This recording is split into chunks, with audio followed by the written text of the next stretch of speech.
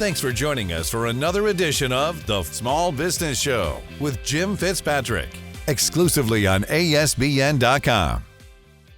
Are you considering starting a business in 2024? On today's show, we're discussing some things you should consider before launching. Joining us now is America's #1 small business lady. She's an expert, unbelievable. I highly recommend, you've heard me say this before, you need to take this woman's advice. She's also the CEO of Quintessence Group and best-selling author. Of course, I'm speaking of the one and only Melinda Emerson. Melinda, thank you so much for joining us on the show once again.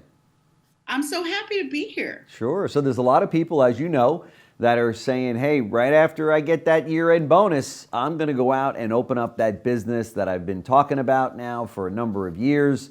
And maybe I'm going to buy a franchise. Maybe I'm going to, work from my home. I might open up a brick and mortar shop, whatever the case might be. It's very exhilarating, as you and I have spoken about. There's nothing better than becoming your own boss and being an entrepreneur. But there's some things that they should consider, correct? Oh yeah. I mean, because here's first things I want to say publicly. I do not recommend quitting a job to starting a business. What I want you to do is start your business while you're still working, because there's a whole lot of stuff you need to learn. Sure. And you want to learn it while you're still collecting a paycheck from somebody else. But Melinda, I mean, I hate my job. I don't even want to go in. I've put money aside. I've borrowed money against my house. I've got savings. I really don't need that paycheck. I'm going to make this thing work, and I'm going in, just wholeheartedly.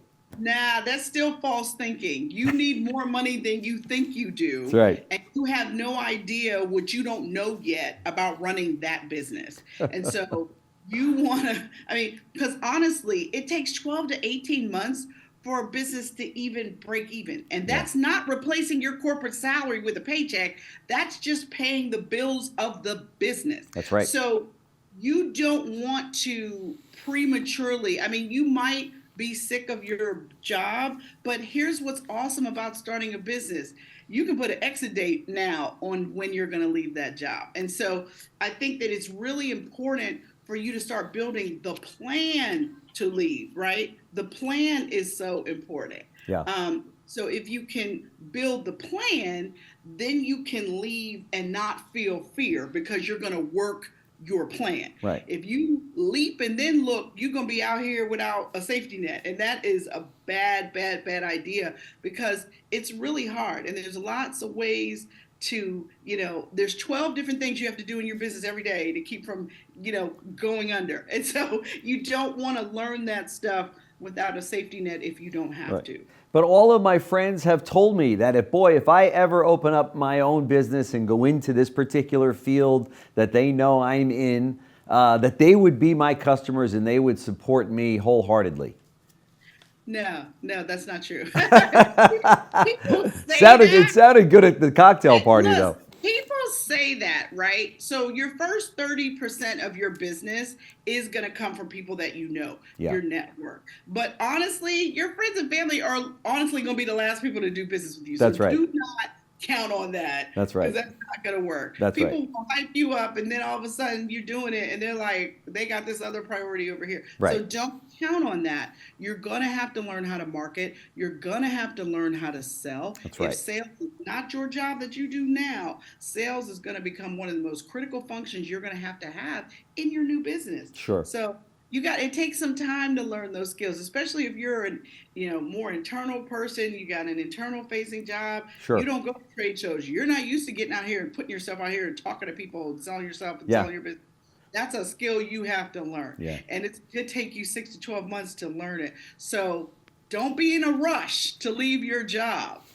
Let me ask you this. If it was a retail operation, brick and mortar operation, that where it needs somebody to run the store, That's different. That's different. If you're starting a brick and mortar, right, or a food-based franchise, something like that, you do have to be there every day to lock and unlock the business. Right. But what I want to tell you though is if you are an office worker and you are now going to become a retail storefront, you need to spend some time working in a retail storefront business to make sure that's what you really want to do. That's very good advice. Completely different skill sets. And I have seen so many financially qualified people buy franchises and 2 years later sell them to somebody else because That's they're right. like, oh my God, I hate this. That's right. That's right. I didn't know what I was getting myself into, right? Oh, I see it all the time. Yeah. And people think because they were successful in corporate that running this small business is going to be a snap, and Right. especially because of franchise, because they're going to teach me how to do everything.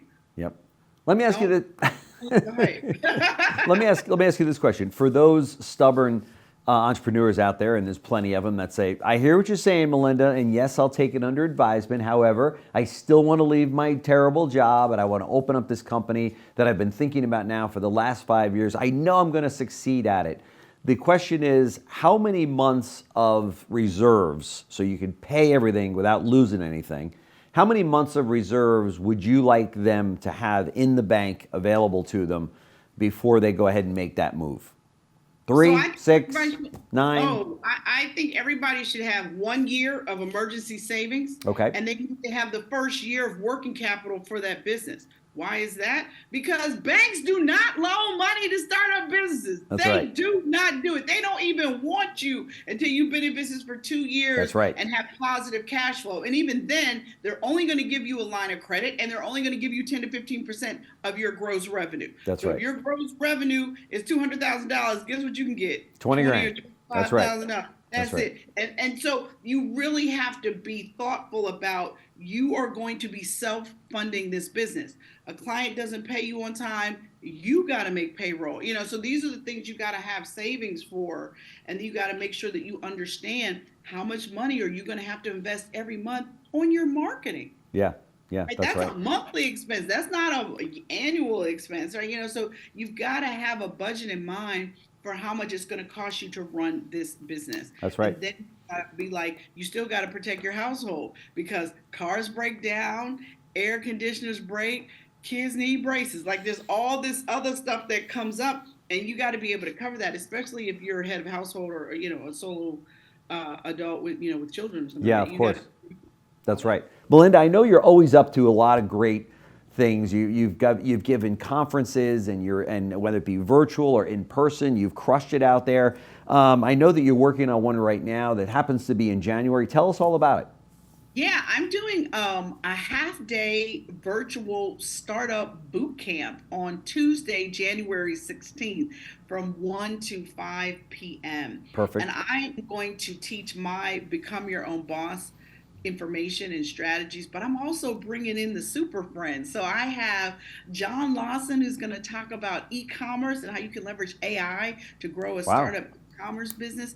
I'm going to have Dawn Brolin, CPA. She's going to talk about where to find the money to start your business and how much money you need to actually have to start a business. Sure. So she's going to get into the financials. And then I've got Barry Moltz, who's going to talk about how to buy a business. Like, if you want to start a business through acquisition, through buying an existing business, what do you need to know about that? Because it's the great thing about buying an existing business is they already have customers. That's right. And income coming in. So that might be a better route than starting something from scratch. That's right. So that's what we're going to be talking about at the virtual startup boot camp, and I am so excited about it. So many people have, I'm going to start my business on their, New Year's resolution list. So I want to make sure that I give people, the what for, so that they can make sure that they're clear, and then they can build a plan for success. Yeah, that's fantastic. This is so needed for people that are watching.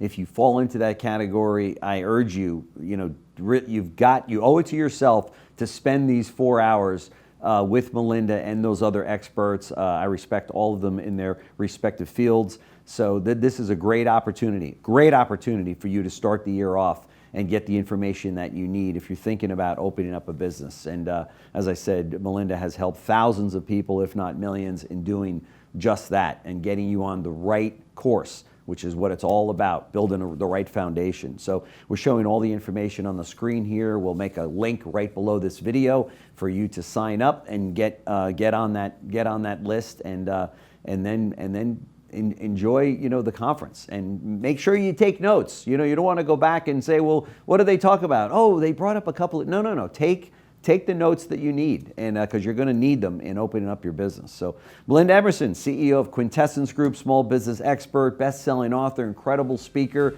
and one of our best friends here at ASBN. So thank you so much. Really appreciate you joining us. Thank you so much for having me. Great.